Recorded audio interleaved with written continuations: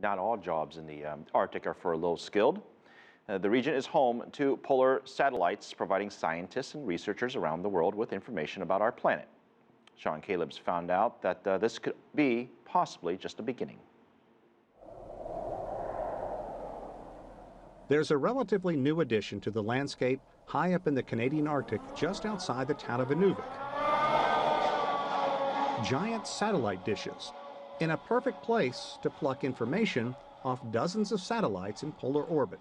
Those satellites are picking up so much information, Earth observation, that they need to download that information because it's very expensive for them to keep it up in space. Peter Clarkson is the regional director for Northwest Territories. He says much of what's culled from polar satellites involves mapping the Earth, whether it's coastal erosion from climate change or monitoring a typhoon.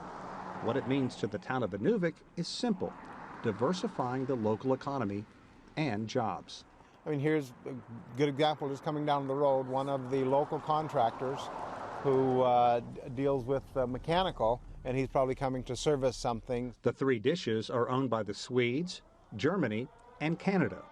Right now, all the information gleaned from the satellites is transferred more than 1,200 kilometers away to a receiving station in Whitehorse, Canada. Then, it's sent to scientists, researchers, governments, whoever needs the information.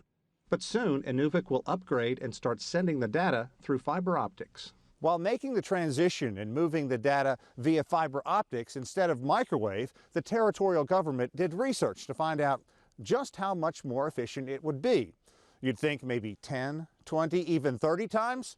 How about a whopping 88 million? Where the microwave system, you've got diesel generators at each one of the systems so that it can be boosted and sent. They can be affected by storms. Simply cut off, effectively halting the flow of information. It may not be a lot of jobs, but Nellie Cornier, the head of the Inuvialuit Regional Corporation, charged with improving the local economy, sees lean times ahead. Right now, I will say it'll come very slow. We'll have very little opportunities for economic development. We're going to have to deal with that.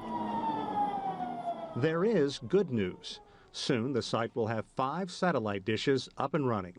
And the Canadian government authorized almost $3 million to upgrade the area. The downside, there are no permanent jobs. But Inuvik hopes to become a research center one day. Instead of shipping data all over the world, have scientists do the work right here.